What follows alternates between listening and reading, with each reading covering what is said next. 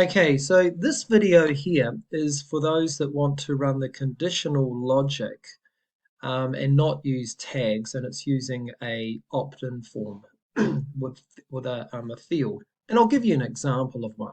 So I'm just logging into a test campaign, an active campaign, which is a CRM system, and I've got a form and I'm creating a new field, which is going to give my prospects. So these are the people that are opting in for the particular thing. So say, for example, I've got renovation leads and a user's come on and they've searched online looking for bathroom renovations. So this is where they would choose um, what they're looking for. So let's just go through it here and I'll just go, what are you looking for? Okay, question mark.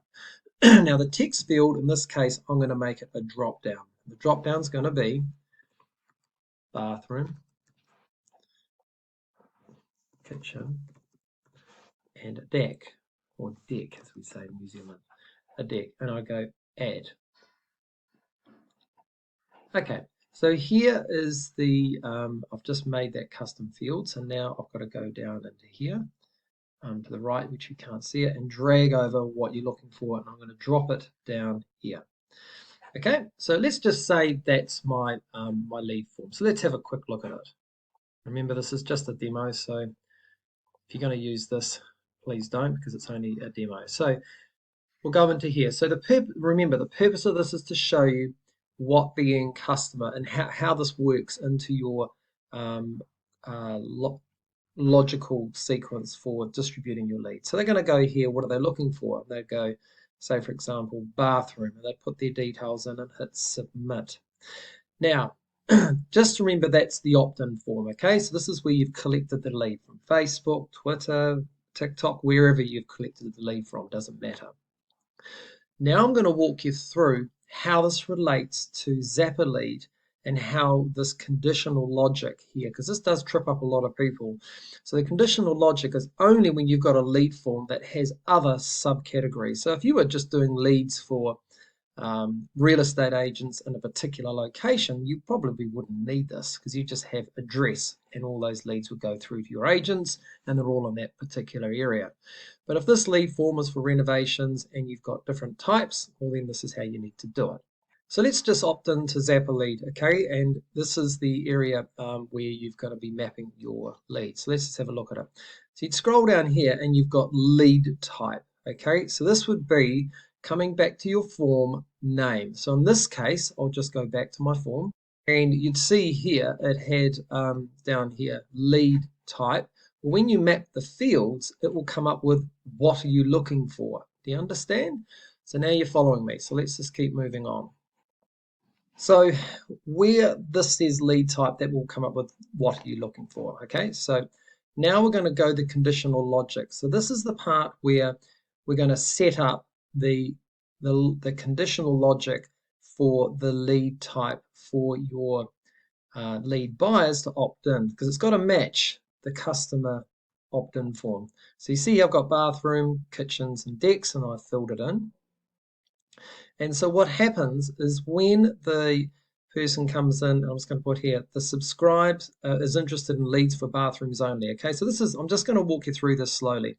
So this is, I'm going to show you the example of someone looking for bathrooms only, and then they choose bathrooms in their checkout, and then I'm going to show you how the lead comes through. So let's just mock this up. So here we go. So there's the selection form there. See, that'll have renovation leads. And this could be, we can rename this to renovation leads. So because in the form that the person's signing up to, your lead buyers, you can name this. You don't want to put what are they looking for because it makes no sense. Renovation leads, what type of renovation leads are you after? Would probably be the name you would use. So let's just keep going. I'd select bathrooms. Then the person would fill in their details and they'd subscribe. So remember I'll just pause this. So with your users that are buying leads, they can always update it inside their portal. Okay, so let's just show it what it looks like. The lead, they receive the lead with the value of bathrooms and what the subscriber sees. So Just ignore all this technical stuff here. You can see here, here's the lead we're going to create. I'm just going to do this manually. Just ignore all this. You don't need to worry about this. This is what actually happens in the background. And we'll refresh it, and then here comes the lead. Boom, there it is. I click on it, and there's the lead information there. So this would be selling a lead based on a ratio. All the information's come through because they've got all the contact information. They've got the Richard, his email, his phone number, which is not real, by the way, so don't try and ring it. And there, and also remember down here, there's the dispute button. They can dispute if they like. And he wanted bathrooms. So that's how it works. So I just wanted to show that video to you because, you know, it all stems from back here. So this is where the conditional logic part comes down to, is in here, where the user is, or the person that's looking for renovation opts in down here. You just can't quite see the remaining part. If I move that down a bit, there you go. So it all has to match up. So this is what the lead, the person, the customer sees. What are you looking for? And then inside the actual sign up, that's called renovation leads, because that's what your agents or your salespeople or that are buying your leads are looking for. Hopefully that video shows you how the conditional logic works.